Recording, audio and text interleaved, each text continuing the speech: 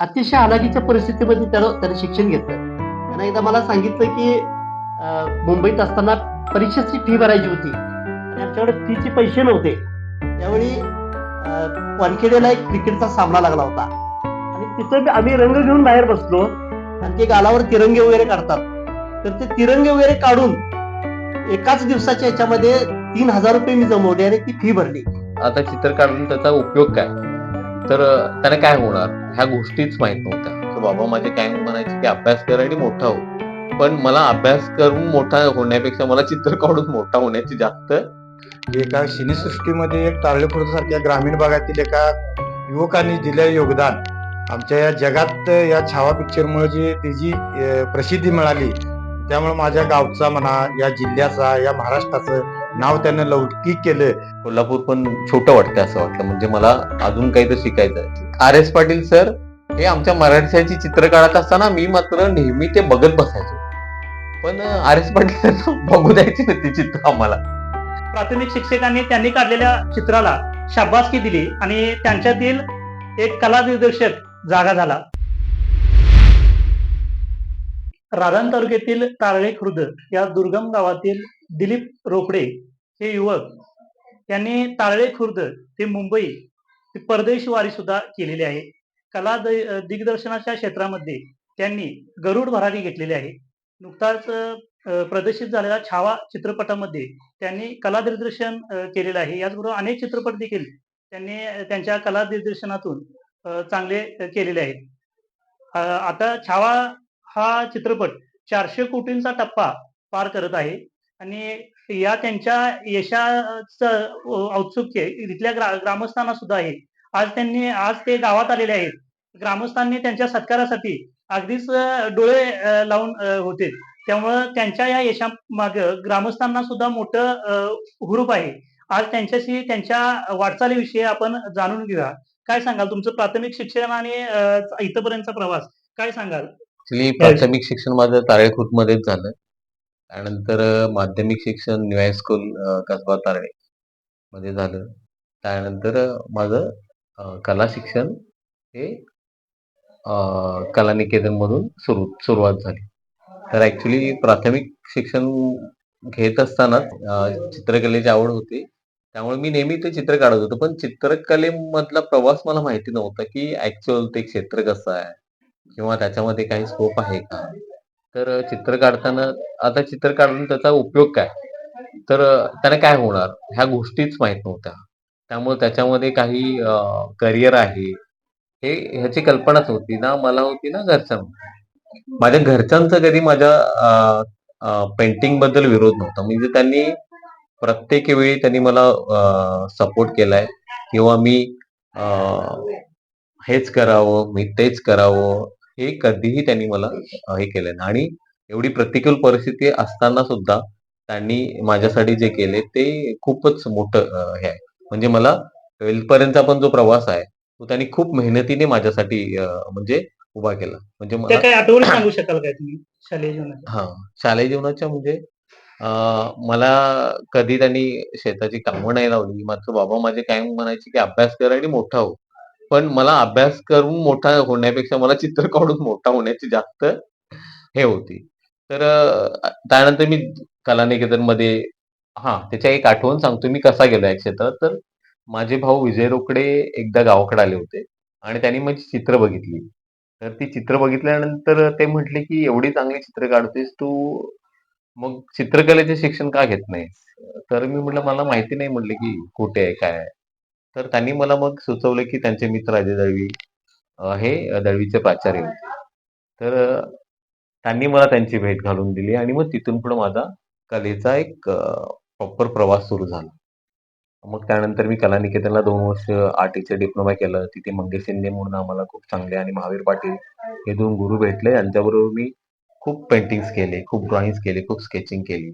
आणि त्यानंतर मग असं वाटलं, की आता कोल्हापूर पण छोटं वाटतंय असं वाटलं. म्हणजे मला अजून काही तर शिकायचं आहे. तर मग ठरलं, की जे-जेची एंट्रन्स द्यायची. तर त्यावेळी जे-जेमध्ये एंट्रन्स असायचा आणि त्या एंट्रन्स थ्रू ॲडमिशन असायचं. तर ॲडमिशन मिळेल का? अशी शंका होती. पण म्हटलं देऊन तर बघू, मिळेल का? आणि मी दिली. त्या वर्षी आणायचे असं होतं, की त्यावर्षी कोल्हापूर, औरंगाबाद आणि पुणे वगैरे असं 3-4 ठिकाणी सेंटर्स होते. नाहीतर मुंबईतच जायला लागायचं. ते माझ्यासाठी फायदे झाले, की इथे कोल्हापुरात असल्यामुळे मी इथल्या इथं ती एक्झाम दिली आणि आम्ही चांगल्या मार्काने पास झालो. म्हणजे मी पहिल्या 10 मध्ये त्यावेळी कदाचित असेल त्यावेळी आणि मला जे-जे मध्ये ऍडमिशन मिळालं. चित्र काढण्याची कला तुमच्यामध्ये आहे हे तुम्हाला कधी जाणवलं? हे ऍक्च्युली मी प्राथमिक शिक्षण घेत होतो. त्यावेळी खरं सांगायचं तर आम्हाला ना एक मॅडम होत्या तोडकर मॅडम. तर मी कृष्णाचं चित्र काढलेलं आणि त्याची त्यांनी खूप तारीफ केली आणि त्यावेळी मला ऍक्च्युली आणि त्याचबरोबर आमच्या कांतेवाडीचे एक हा रघुमामा म्हणजे हा आर एस पाटील सर हे आमच्या मराठी शाळेची चित्र काढत असताना मी मात्र नेहमी ते बघत बसायचो. पण आर एस पाटील सर बघू द्यायचे नाही ते चित्र आम्हाला. तर म्हणजे तिथून मला असं वाटत होतं की हे छान आहे. तसंच आमच्या बाजूचे धनाजी पाटील सर जे एटीडी झालेले तर त्यांची चित्र मी बघत असायचो आणि त्यांच्याबरोबर मी चित्र काढताना बघत बसायचो. मला छान वाटायचं ते. मग मी हळूहळू चित्र काढायला लागलो आणि ही ही प्राथमिक इथली सुरुवात होती. चित्रपट क्षेत्रामध्ये कला दिग्दर्शन करण्याची तुम्हाला कधी संधी मिळाली? ऍक्च्युली कला दिग्दर्शन माझं जे मी जी पदवी घेतलेली आहे ते ऍक्च्युअल त्याचं स्पेशलायझेशन मध्येच आहे सेट डिझायनिंग आणि एक्झिबिशन डिस्प्ले डिझायनिंग. तर ते मी जेजेला सेकंड इयरला गेल्यानंतर मी ठरवलेली की मला या फील्डमध्ये काम करायचं आहे आणि ती सुरुवात तिथूनच झालेली. मग त्यानंतर जसं जे जे पासआउट झालो आम्ही तोपर्यंत बाहेरची कामे आम्ही करत असायचो. जे जे पासआउट झाल्यानंतर आमच्याच एका माझ्या एका मित्राने मला कॉल केला आणि असं सांगितलं एका ठिकाणी म्हणजे ऍज अन असिस्टंट डायरेक्टर म्हणून काम करायची हे आहे प्लेसमेंट आहे. तर मी गेलो. तर ते पहिलं नाव होते वासिक खान म्हणून. तर तो पहिला रावडी राठोड होता फिल्म आणि तिथे मी एंट्रन्सशिप माझी सुरू केली आणि त्यानंतर रामलीलासाठी मी initially as an art assistant director म्हणून काम पाहिलं. रामलीलाचे मी ड्रॉइंग्स खूप केले. रामलीलाचं म्हणजे रामलीला आमच्यासाठी मोठा बेस होता. रामलीलामध्ये खूप काही शिकलो कारण ती संजय लवंतांची फिल्म होती. त्यामुळं सगळे सेटच होते खूप. त्यामुळे मला आर्ट डिरेक्शनचा माझा पाया खूप भक्कम झाला आणि मग तिथून पुढे त्यांच्याबरोबर मी कन्व्हर्ट्स 1-2 केला, हॅपी बाग जगी केली. त्याच्यानंतर मी म्हटलं की थोडंसं वेगळं अजून काही मार्ग शोधायचे म्हणून मी वासिकदानंतर एक सुब्रतो चक्रवर्ती आणि अमित रे ह्या 2 प्रोडक्शन डिझायनर बरोबर काम करायला सुरुवात केली. मग त्यांच्याबरोबर म्हणजे अजूनही करतो त्यांच्याबरोबर.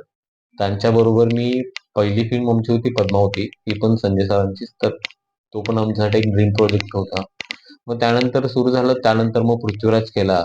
त्यानंतर तेजस केला. त्यानंतर सुपर 30 केला. त्यानंतर आता नेटफ्लिक्सवर रिलीज झालेला महाराजा केला.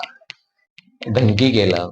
छावा चित्रपटाचा कला दिग्दर्शनाचा तुमचा अनुभव काय वाटतो? छावासाठी ऍक्च्युली आमच्या पूर्ण टीमने म्हणजे सुबोधा, अमितदा, मी, अभिजित, बाला, अमोल म्हणजे ही आमची जी टीम होती ती खूपच चांगली टीम होती आणि आम्ही सगळ्यांनी छावासाठी काम करताना खूप म्हणजे दिलसे जे असतं ना म्हणजे ते सगळ्या प्रोजेक्टसाठी होईल की नाही माहिती नाही, पण छावासाठी काही वेगळंच होतं.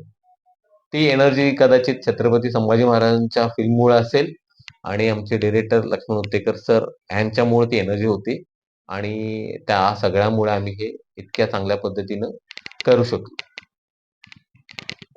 त्यांची पत्नी सुद्धा आपल्या सोबत आहेत. त्यांच्या या यशाबद्दल त्यांना काय वाटतंय त्यांच्याकडून जाणून घ्या. त्यावेळी एकदम बिझी होते. घरी आले, ऑफिसवरून घरी आले तरी पण त्यांचं काम चालूच असायचं. आणि मग आमचा मुलगा सारखा म्हणायचा, "पप्पा लक्ष द्या, लक्ष द्या." तर यांना एवढे बिझी असायचे, घरी आले तरी बी यांचे फोन कॉल चालूच.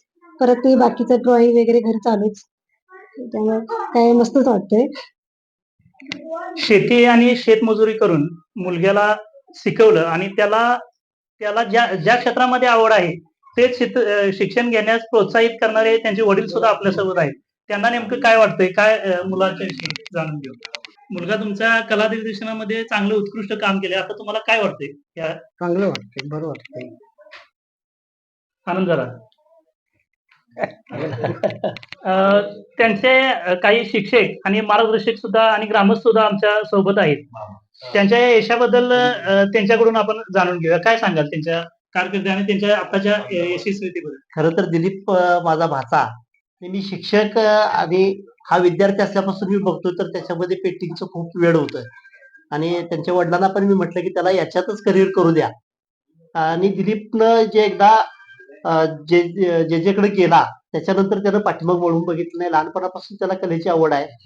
पण त्यानं काही आठवणी मला एकदा सांगितली की अतिशय हालाकीच्या परिस्थितीमध्ये त्यानं शिक्षण घेतलं. त्यानं एकदा मला सांगितलं की मुंबईत असताना परीक्षेची फी भरायची होती आणि आमच्याकडे फीचे पैसे नव्हते. त्यावेळी वानखेडेला एक क्रिकेटचा सामना लागला होता आणि तिथं आम्ही रंग घेऊन बाहेर बसलो आणि ते गालावर तिरंगे वगैरे काढतात. तर ते तिरंगे वगैरे काढून एकाच दिवसाच्या ह्याच्यामध्ये 3,000 रुपये मी जमवले आणि ती फी भरली. तर असा कष्टाळू विद्यार्थी आहे तो. पूर्वीपासूनच त्याला प्रत्येक गोष्टीचं वेड आहे. त्याने एकदा मनावर घेतलं की तो निश्चितपणे करतो. एकंदरीत मोठ्या कष्टातून त्यांनी हे यश मिळवलेलं आहे. त्यांचे ग्रामस्थ सत्कारासाठी सकाळपासून आज वाट बघत होते. त्या ग्रामस्थांची भावना आपण जाणून घेऊया. निश्चितपणानं दिलीप रोकडे या युवकाचा आम्हाला अभिमान वाटतो की एका सिनेसृष्टीमध्ये एक तारळे खुर्द सारख्या ग्रामीण भागातील एका युवकांनी दिलेलं योगदान आमच्या या जगात या छावा पिक्चरमुळे जी त्याची प्रसिद्धी मिळाली. त्यामुळे माझ्या गावचा म्हणा, या जिल्ह्याचा, या महाराष्ट्राचं नाव त्यानं लौकिक केलं आणि निश्चितपणाने आमच्या या गावातील भागातील तरुणांना प्रेरणादायी वाटणार आहे. आणि यापुढे त्यांच्या या गावातील सर्व लहान थोर मंडळी असतील, ग्रामस्थ असतील, वडीलधारी मंडळी असतील, निश्चितपणाने त्याच्या पाठीशी राहतील आणि त्याला ह्याच्यापेक्षाही मोठ्या एखाद्या सिनेसृष्टीच्या ह्याच्यात नाव लौकिक व्हावं हा आम्ही त्यांना एक शुभेच्छा देतो. दिलीप रोकडे यांचा प्रवास तसा प्रेरणादायी असाच आहे. त्यांनी प्राथमिक शिक्षण घेत असताना प्राथमिक शिक्षकांनी त्यांनी काढलेल्या चित्राला शाबासकी दिली आणि त्यांच्यातील एक कला दिग्दर्शक जागा झाला. त्यामुळं प्राथमिक शिक्षकांचं देखील यामधून महत्व विषद होतंय. एस न्यूज साठी नामदेव कुसाळे, राधानगरी.